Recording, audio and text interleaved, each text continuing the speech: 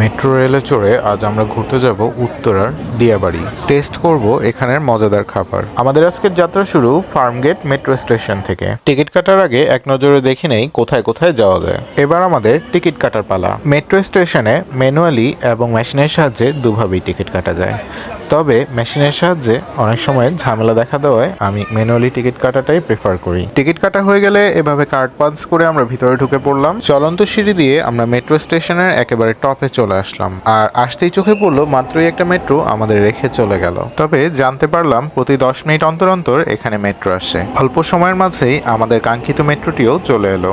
জীবনে প্রথমবার মেট্রোতে চড়লাম।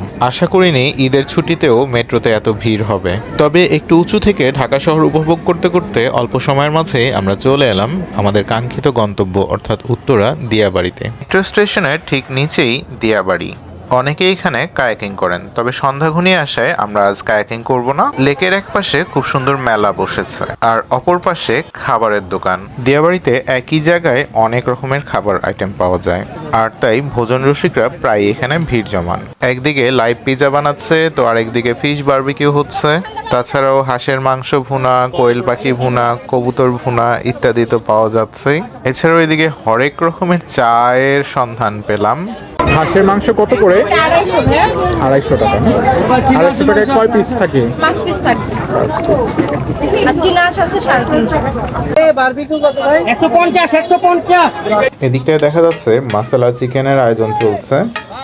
এটা দেখতে এতই লোভনীয় লাগছে যে আমরা লোভ সামলাতে পারলাম না, তাই আমরা একটা মশলা চিকেন আর একটা তন্দুরি চিকেনের অর্ডার দিয়ে দিলাম। খাবারের মান আলহামদুলিল্লাহ এক কথায় অসাধারণ। আমরা পুরান ঢাকার মানুষ, সাধারণত বাইরে কোথাও খেলে আমাদের অতটা ভালো লাগে না, তবে এই খাবারটা আমাদের দুজনের কাছে বেশ ভালো মনে হয়েছে। খাওয়া দাওয়া শেষে আমরা আবারও উঠে পড়লাম মেট্রো স্টেশনে, তবে এবার আমাদের অনেকটাই ভোগান্তি পোহাতে হয়েছে। একে তো অনেক মানুষের ভিড়, তার উপর মেশিনগুলো নষ্ট হয়ে পড়ে আছে।